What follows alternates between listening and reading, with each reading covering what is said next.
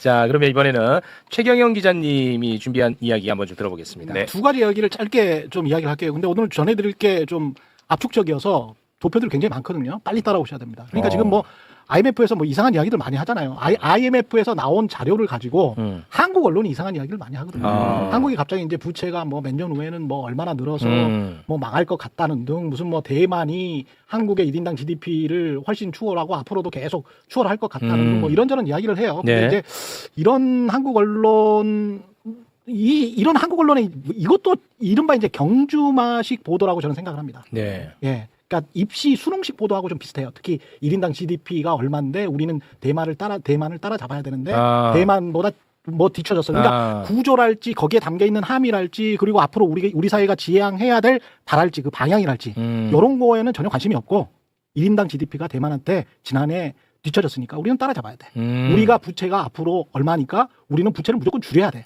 이게 무슨 수능 보는 것도 아니고 뭔 말인지 그냥 알겠네. 달달달달 전부 다 사람들을 달리게 하는 거거든요. 근데 객관적으로 전반적인 지표를 보고 우리가 어떤 부분은 마음을 놔도 되고 어떤 부분은 계속 성장을 하면서 뭐 따라잡기도 하고 아니면 경쟁을 해야 되고 아니면 어떻게 살아야 되겠구나. 그렇지. 요거를 좀 보여드려야 될 것 같다. 이게 무엇보다 지금 첫 번째는 IMF에서 우리나라가 뭐 5년 후에 뭐 그 부채가 예. GDP 대비 뭐 60%가 넘어간다 뭐 이런 식으로 해가지고 나라 망할 것처럼 계속 이야기를 하고 있잖아요. 네. 그것과 관련해서 김용범 정책실장도 페이스북에 쓰고 뭐 여러 사람들이 썼더라고요. 예, 청와대 관계자들 여러 사람들이 썼는데 그냥 우리나라 언론이나 청와대 관계자들 이야기를 다 무시하시고 IMF 자료를 그냥 보여드릴게요. 네, 있는 그대로 예, 갑니다, 우리는. 있는 그대로 한번 보여드릴게요. 네. 첫 번째 자료를 보면 이게 통합 재정 수준입니다.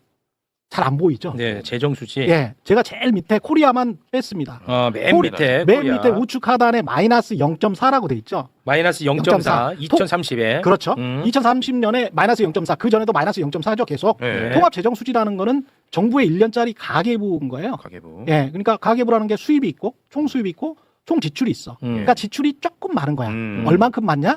GDP 대비 마이너스 0.4% 정도 된다. 오케이. 그런 거죠. 그 위에를 보면, 그 위에. 그 위에를 보면 우리가 속해 있는 거는 G20 어드밴스드입니다.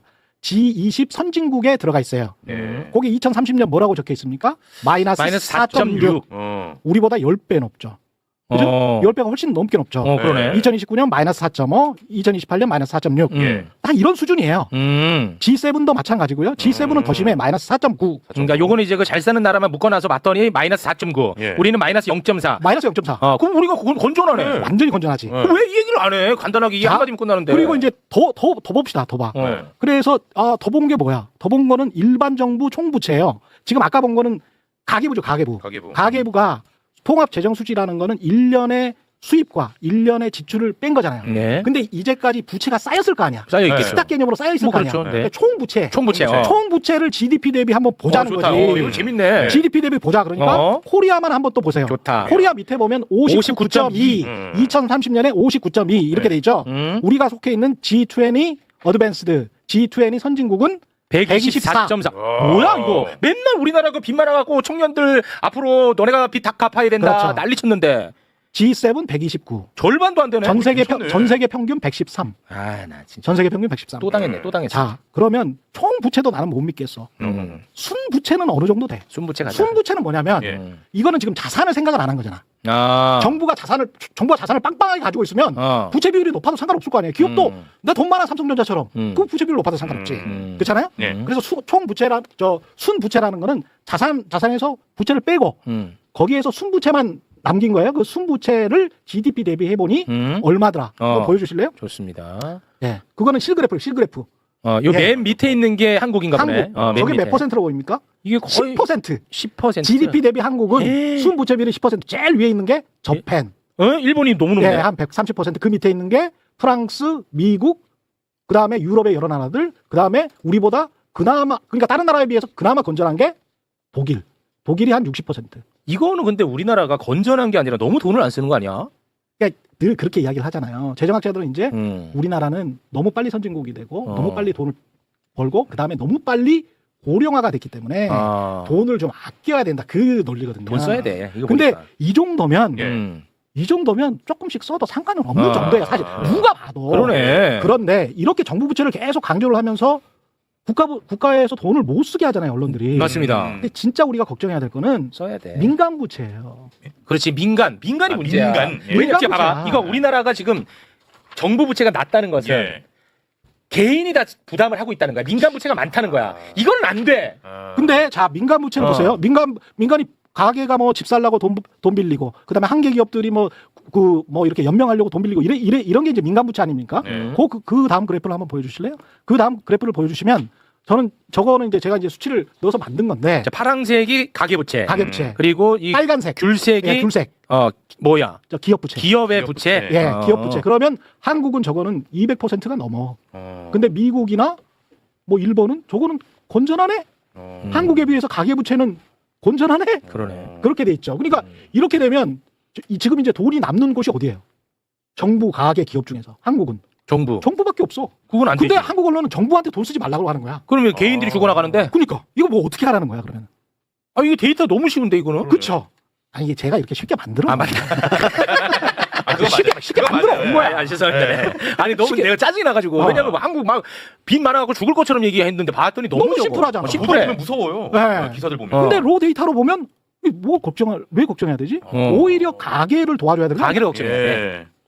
그런 이야기예요. 그러네. 네. 깔끔하다. 네. 와, 최경영 기자가 이렇게 깔끔하게 하는 경우가 없거든. 기가 막힌데 이거는 너무 쉬워 그냥. 다음 주부터 안 나온다. 저도 처음 봤어요. 아 그랬구나. 아, 이거 좋았어. 아, 인정. 이거는 근데 네. 자주 하셔야겠다. 아, 그래? 들고 다니셔야 될 것 같아. 아, 그래요? 왜냐하면 이게 진짜 대한민국 언론이 난리니까. 예. 와, 그다음에 좋았다. 그다음에 이제 대만한테 1인당 GDP 밀린다는 이야기 있잖아요. 예. 그것도 제가 이제 뉴스 헤드라인만 읽어드릴게요. 아, 네. 연합뉴스는 IMF의 경고 5년 뒤 한국 1인당 GDP 대만은 1만 달러 뒤져. 매일경제 대만에 밀린 한국 1인당 GDP 격차 더 벌어져. IMF 충격 전망 한국 더 밀린다. 한국경제 TSMC 가진 대만에 밀린 까닭. 뭐 이런 식으로 나와요. 그렇지. 제가 그 이유를 한국경제가 잘 모르는 것 같아서 설명을 드릴게요. 좋습니다. 이게 뭐냐면 네. 첫째 이렇게 1인 GDP는 뭘로 계산하냐면 달러로 계산하거든요. 달러로 계산하는데 지난 5년 동안에 윤석열이 있으면서 달러 한번 대만 달러하고 저 미국 달러하고 한번 비교한 걸 한번 보여주실래요? 예. 예. 6번인 것 같은데. 인구부터 보여주시면 인구부터 이야기할까요? 인구부터. 인구부터 이야기를 하면 예. 대만은 인구가 2,300만 명이에요. 그 1인당 GDP 사이즈가 크면 1인당 GDP가 자연스럽게 올라가겠지. 예. 우리 그래서 GDP 사이즈가 지금 1인당 GDP가 어떻게 돼 있냐면 일본이 제일 낮고 일본이 한국이 그다음 경쟁국 중에서 한국이 그다음에 높고 대만이 제일 높아요. 근데 이 인구가 일본은 1억 2천만, 한국은 5,200만 정도, 그다음에 대만은 2,300만 정도 되거든요. 네네. 그러니까 딱딱 절반씩이야.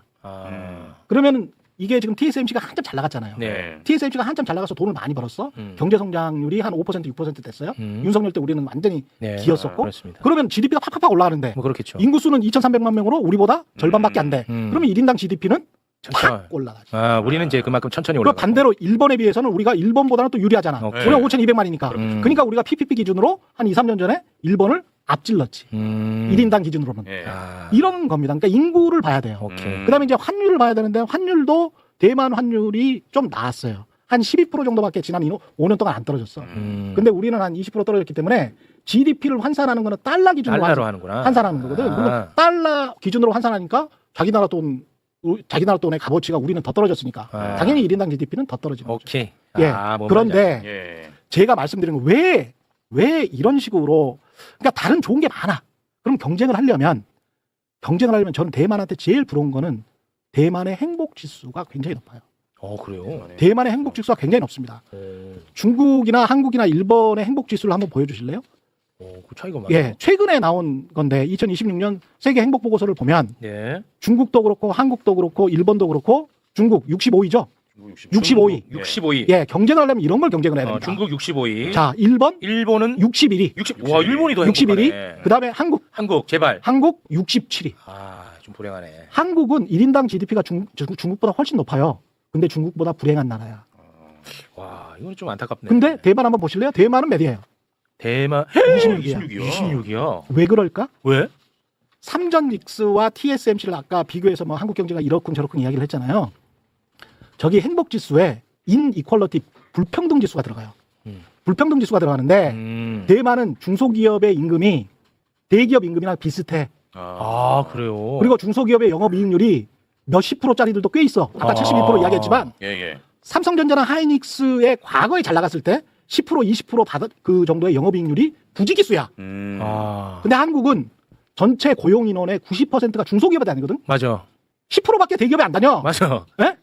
근데 한국은 대기업과 중소기업의 격차가 너무 커. 격차가 너무 커. 네. 아. 실제로 그래서 대만의 불평등 지수를 한번 보여주실래요? 불평등 지수 한번 보여주십시오. 대만. 대만의 불평등 지수를 보여드리면 대만은 23위예요. 23위로 저렇게 높은 거야. 근데 불평등 한 23위. 그렇죠. 네. 23위로 저렇게 높고 그러니까 1등이 가장 불평등하지 않다는 거야. 그렇지. 아, 오케이. 우리는 60위대지. 저게 60위대니까 우리가 우리 58위. 그렇게 자꾸 거짓말하지 마. 58위. 58위잖아. 네네. 그러면 아. 그러면 저게 행복 주스에 영향을 줍니까 안 줍니까? 매우 영향을 주죠. 그러니까 우리가 67위였잖아 아까. 네. 불행한 나라잖아. 아, 그 행복. 차이나보다 1인당 GDP는 훨씬 높아. 우리가 3배나 높아. 그런데 불행한 나라야. 경쟁을 하려면 그러네. 이렇게 공정하고 평등하고 비슷하게 받고 사회가 같이 을사을사 잘 살자. 그러면은 이게 좋은 경쟁이잖아. 맞아요. 그러니까 대만한테 배우려면 그러네. 이런 걸 배우라는 거야. 예. 그리고 이런 걸 가지고 자꾸 경쟁시키라는 거야. 근데 우리나라는 쓸데없는 거 있잖아. 그러네. 쓸데없는 1인당 GDP 가지고 자꾸 다른 변수들이 굉장히 많은 것들. 이런 걸 가지고 1, 2위 경쟁을 하는 거지. 저는 행복 지수가 네. 주간 지표만 들어가는 줄 알았는데 아니. 객관 지표가 들어가는 거네. 다른 것도 굉장히 의미 있네. 행복 그렇죠. 지수라는 게. 예, 다른 것도 들어갑니다. 오. 예, 인프라도 들어가고요. 되게 중요하네. 거버넌스도 들어가고 굉장히 그리고 오. 사회가 그리고 나는 우리 인프라, 저중고등 안전, 성평등 그렇지. 이런 게 다 들어가요. 되게 중요한 데이터네. 그리고 이제 감정 같은 경우도 들어가요. 감정. 그러니까 사회적으로 언론이 굉장히 이제 중요하다고 저는 보는 게 언론에서 네거티브한 부정적인 감정만 불어넣는 어떤 언론들이 있어. 한국 언론들처럼. 조중동, 항매 뭐 이런 애들이 있어. 네. 맨날 어떤 특정 정권이 들어오면은 맨날 부정적인 것만 이야기하고 어떤 특정 정권이 들어오면 대왕 석유 터졌다고 이야기하는 그런 애들이 있는 거예요. 예. 그러면서 한쪽으로는 야 삼성전자의 사주만 돈을 잘 벌면 모든 사람들이 돈을 잘 버는 것처럼 사람들을 미혹하는 그런 언론이 있는 거지. 네. 그러면 사람들은 나 불공정한데? 나 불평등한데? 내가 못 사는데 삼성전자가 5억씩 받아가지고 나는 삼성전자 주식도 없는데 아까 느끼는 그런 불안감, 예, 불평등함, 불행함 이런 거를 가지고 우리가 경쟁을 하자는 겁니다. 네네. 예. 아, 굉장히 뭐 좋은 메시지였습니다. 아, 고맙습니다. 예. 야, 오늘 만점이야. 네. 예. 논리 전개 완벽하신데요. 완벽했다. 네, 와. 개념 정리까지. 그리고 되게 의미 있고. 저도 귀를 쫑긋하고 들었습니다. 대단히 고맙습니다. 네. 네. 네.